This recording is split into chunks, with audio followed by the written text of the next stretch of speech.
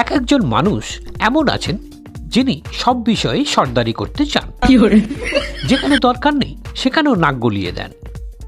সেই কারণে বারবার জব্দ হন তিনি। চলুন শুরু করি আজকের হাসির গল্প। নমস্কার বন্ধুরা, পাঠশালা প্যালেসে সবাইকে স্বাগত।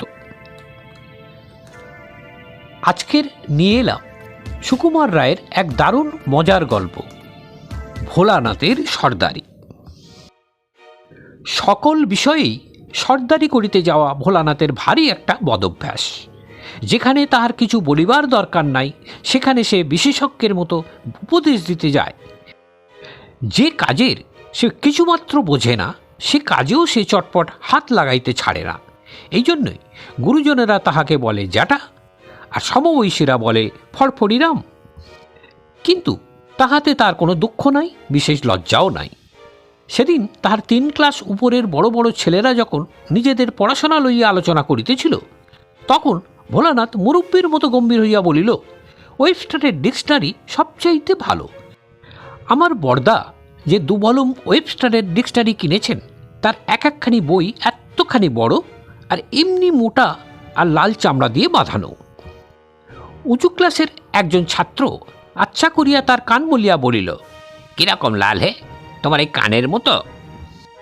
তবু ভোলানাথ এমন বেহায়া, সে তার পরদিনই সেই তাহাদের কাছে ফুটবল সম্বন্ধে কি যেন মতামত দিতে গিয়া এক চড় খাইয়া আসিল। বিশুদের একটা ইঁদুর ধরিবার কল ছিল। ভোলানাথ হঠাৎ একদিন, এটা কিসের কল ভাই বলিয়া সেটাকে নাড়িয়া চড়িয়া কল কবজা এমন বিগড়াইয়া দিল যে কলটা একেবারে নষ্ট হইয়া গেল। বিশু বলিল, না জেনে শুনে কেন টানাটানি করতে গেলি? ভোলানাথ কিছুমাত্র অপ্রস্তুত না হইয়া বলিল, আমার দোষ হল বুঝি। দেখ তো হাতলটা কিরকম বিচ্ছিরি বানিয়েছে, ওটা আরও অনেক মজবুত করা উচিত ছিল। কলওয়ালা ভয়ানক ঠকিয়েছে। ভোলানাথ পড়াশোনায় যে খুব ভালো ছিল তা নয়, কিন্তু মাস্টার মশাই যখন কঠিন কঠিন প্রশ্ন জিজ্ঞাসা করিতেন, তখন সে জানুক আর না জানুক 7 তাড়াতাড়ি সকলের আগে জবাব দেওয়ার জন্য ব্যস্ত হইয়া উঠিত। জবাবটা অনেক সময় বোকার মতো হইত। শুনিয়া মাস্টার মহাশয় ঠাট্টা করিতেন, ছেলেরা হাসিত, কিন্তু ভোলানাথের উৎসাহ তাহাতে কমিত না। সেই যেবার স্কুলে বই চুরির হাঙ্গামা হয়, সেবারও সে এই রকম সর্দারি করিতে গিয়া খুব জব্দ হয়। হেডমাস্টার মহাশয় ক্রমাগত বই চুরির নালিশে বিরক্ত হইয়া একদিন প্রত্যেক ক্লাসে গিয়া জিজ্ঞাসা করিলেন, কে বই চুরি করছে? তোমরা কেউ কিছু জানো? ভোলানাথের ক্লাসে এই প্রশ্ন করিবে মাত্র ভোলানাথ তড়াক করিয়া লাফিয়ে উঠিয়া বলিল, আগে আমার বোধ হয় হরিদাস চুরি করে। জবাব শুনিয়া আমরা সবাই অবাক হইয়া গেলাম। হেডমাস্টার মশাই বলিলেন, কে করে জানলে যে হরিদাস চুরি করে? ভোলানাথ অম্লান বদলে বলিল, তা জানি না, কিন্তু আমার মনে হয়। মাস্টার মশাই ধমক দিয়া বলিলেন, জানো না? তবে অমন কথা বলিলে কেন? ওরকম মনে করবার তোমার কি কারণ আছে? ভোলানাথ আবার বলিল, আমার মনে হচ্ছিল বোধহয় ওর ন্যায়, তাই তো বললাম, আর তো কিছু আমি বলিনি। মাস্টার মহাশয় গম্ভীর হইয়া বলিলেন, যাও হরিদাসের কাছে ক্ষমা যাও। তখনই তার কান ধরিয়া হরিদাসের কাছে ক্ষমা চাওয়ানো হইল, কিন্তু তবু কি তার চেতনা হয়? ভোলানাথ সাঁতার জানে না, কিন্তু তবু সে বাহাদুরি করিয়া হরিশের ভাইকে সাঁতার শিখাইতে গেল। রামবাবু হঠাৎ ঘাটে আসিয়া পড়েন, তাই রক্ষা। তা না হইলে দুজনেই সেদিন ঘোষপুকুরে ডুবিয়া মরিতে পারিত। কলিকাতায় মামার নিষেধ না শুনিয়া চলতি ট্রাম হইতে নামিতে গিয়া ভোলানাথ কাদার উপর আচার খাইয়াছিল। 3 মাস পর্যন্ত তাহার আঁচড়ের দাগ তার নাকের উপরেই ছিল। আর বেদেরা শিয়াল ধরিবার জন্য যেবার ফাঁদ পাতিয়া রাখে, সেবার সেই ফাঁদ ঘাঁটিতে গিয়া ভোলানাথ কিরকম আটকা পড়িয়াছিল সে কথা ভাবলে আজও আমাদের হাসি পায়। কিন্তু সবচাইতে যেবার সে জব্দ হইয়াছিল, সেবারের কথা বলি শোনো।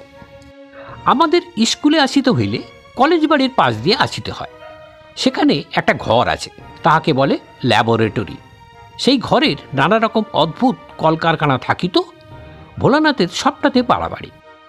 সে একদিন একেবারে কলেজের ভিতর গিয়া দেখিল একটা কলের চাকা ঘোরানো হইতেছে, আর কলের একদিকে চড়াক চড়াক করিয়া বিদ্যুতের মতো ঝিলিক জ্বলিতেছে। দেখিয়া ভোলানাথের ভারী শখ হইল সে একবার কল ঘুরাইয়া দেখে।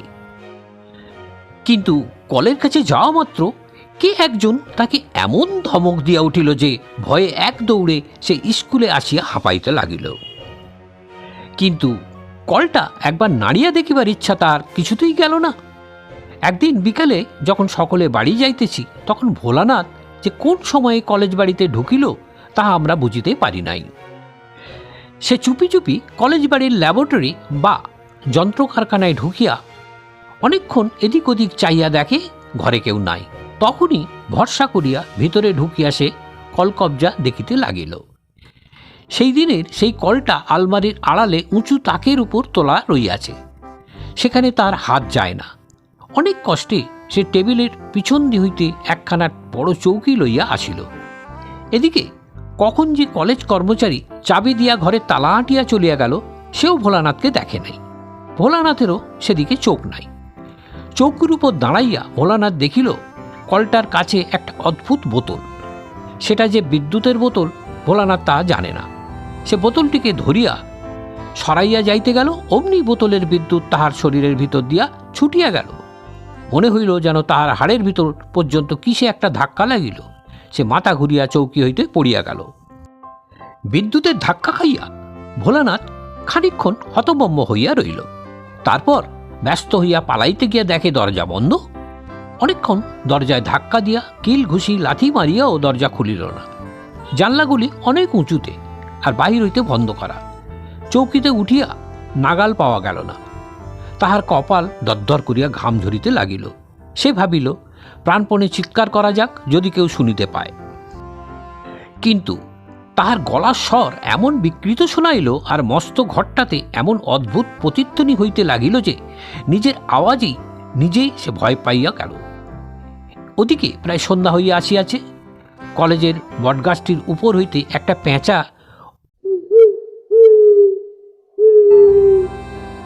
বিকট শব্দে ডাকিয়া উঠিল। সেই শব্দে একেবারে দাঁতে দাঁত লাগিয়া ভোলানাথ এক চিৎকারে অজ্ঞান।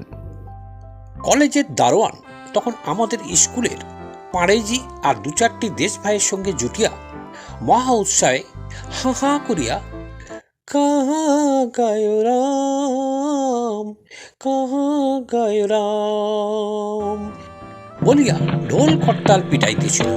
তাহারা কোনরূপ চিৎকার শুনিতে পায় নাই। রাত দুপুর পর্যন্ত তাহাদের কীর্তনের হল্লা চলিল। সুতরাং জ্ঞান হারাইবার পর ভোলানাথ যখন দরজায় দুম দুম লাথি মারিয়া চেঁচাইতেছিল, তখন সে শব্দ গানের ফাঁকে ফাঁকে তাদের কানে একটু আধটু আসিলেও তারা গ্রাহ্য করে নাই। পাণেজি একবার খালি বলিয়াছিল, কিসের শব্দ একবার খোঁজ নেওয়া যাক। তখন অন্যেরা বাধা দিয়া বলিয়াছিল, আরে চিল্লালে দো। এমনি করিয়া রাত 12টার সময় যখন তাহাদের উৎসাহ ঝিমাইয়া আসিল, তখন ভোলানাথের বাড়ির লোকেরা লণ্ঠন হাতে হাজির হইল।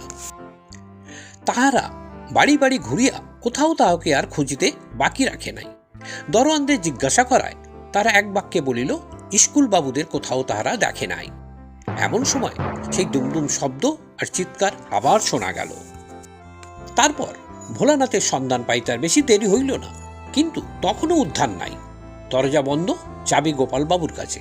গোপালবাবু বাসায় নাই, ভাইজির বিবাহে গিয়াছেন, সোমবার আসিবেন। তখন অগত্যা মই লাগাইয়া জানলা খুলিয়া সাক্ষীর কাঁচ ভাঙিয়া অনেক হাঙ্গামার পর ভয়ে মৃতপ্রায় ভোলানাথকে বাহির করা হইল। সে ওখানে কি করিতেছিল, কেন আসিয়াছিল, কেমন করিয়া আটকা পড়িল ইত্যাদির জন্য তাহার বাবা প্রকাণ্ড এক চড় তুলিতেছিলেন। কিন্তু ভোলানাথের ফ্যাকাশে মুখখানা দেখিবার পর সে চড় আর তাহার গালে নামে নাই। নানাজনে জেরা করিয়া তাহার কাছে যে সমস্ত কথা আদায় করিয়াছেন তাহা শুনিয়াই আমরা আটকা পড়িবার বর্ণনা দিলাম। কিন্তু আমাদের কাছে এত কথা কবুল করে নাই। আমাদের কাছে সে আরো উল্টা বুঝাইতে চাইয়াছিল যে সে ইচ্ছা করিয়া বাহাদুরির জন্য কলেজ বাড়িতে রাত কাটাইবার চেষ্টায় ছিল। যখন সে দেখিল যে তাহার কথা কেউ বিশ্বাস করে না, বরং আসল কথাটা ক্রমে ফাঁস হইয়া পড়িতেছে, তখন সে এমন মুশড়াইয়া গেল যে অন্তত মাস তিনেকের জন্য তাহার সর্দারির অভ্যেসটা বেশ একটু দমিয়ে পড়িয়াছিল। এ ছিল ভোলানাথের সর্দারির গল্প। আপনি এমন কাউকে চেনেন যে সব বিষয়ে জ্ঞান দিতে আসে? কমেন্টে জানাতে ভুলবেন না। আর ভালো লাগলে লাইক করুন, শেয়ার করুন, আর অবশ্যই সাবস্ক্রাইব করুন পাঠশালা প্যালেস। নতুন গল্প নিয়ে আবার আসছি খুব শিগগিরই।